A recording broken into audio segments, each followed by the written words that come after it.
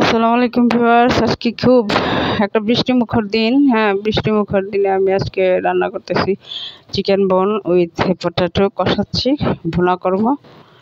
তো বাইরে একদম মেঘলা দিন, বৃষ্টি পড়তেছে, গুড়ি গুড়ি বৃষ্টি পড়তেছে, রৌদ্র নাই। আশ্বিন মাসে রৌদ্র নাই, এটা একটা আশ্চর্যের বিষয়। তো মশলাপাতি সব দিয়ে দিলাম।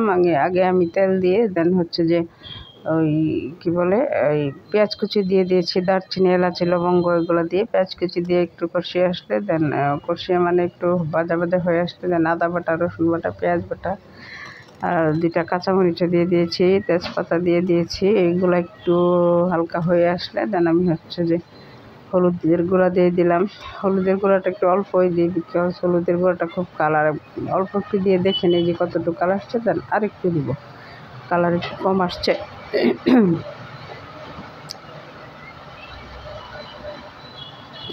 মরিচের গুঁড়া দিয়ে দিচ্ছি। আমার মেয়ে বলছে যে একটু ঝাল ঝাল হবে। অবশ্য চিকেন বোন যখন রান্না করি আমরা তখন একটু ঝাল ঝাল করে ভুনা করলে ভালো লাগে, হাড় হাড্ডি সবসময় একটু ঝাল ঝাল ভালো লাগে।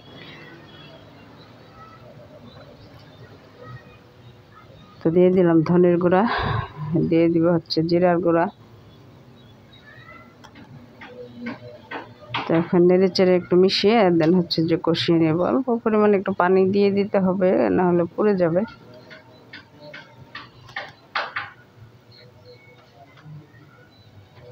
স্বাদ মতো একটু লবণও দিয়ে দিলাম।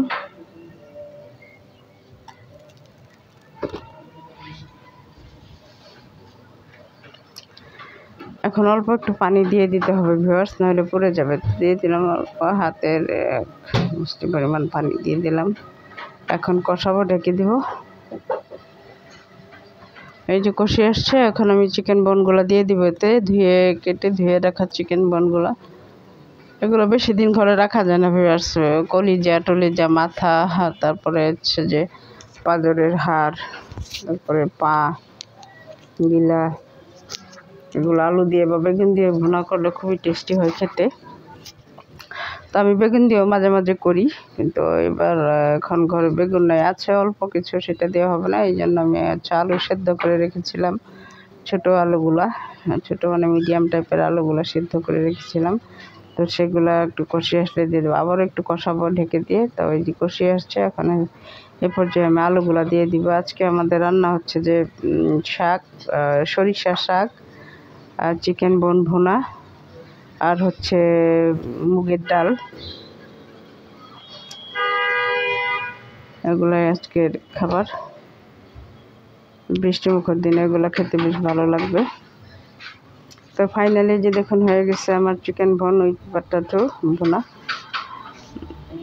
তার ওইদিকে আমার হচ্ছে যে শাকটা বসিয়েছি চুলাতে, শাকটা সেদ্ধ হয়ে গেছে অলরেডি।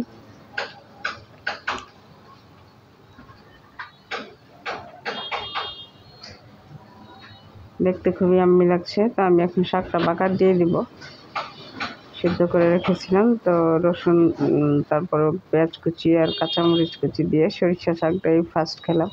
এইবারে শীতে আস্তে আস্তে সরিষা শাকই প্রথম আমরা খেলাম। সরিষা শাকটা খুবই টেস্টি। তো এই যে ফাইনালি হয়ে গেছে। তো আমার আজকের রান্না ভিডিওটা ভালো লাগলে লাইক কমেন্ট শেয়ার করে পাশে থাকবেন। আল্লাহ হাফেজ।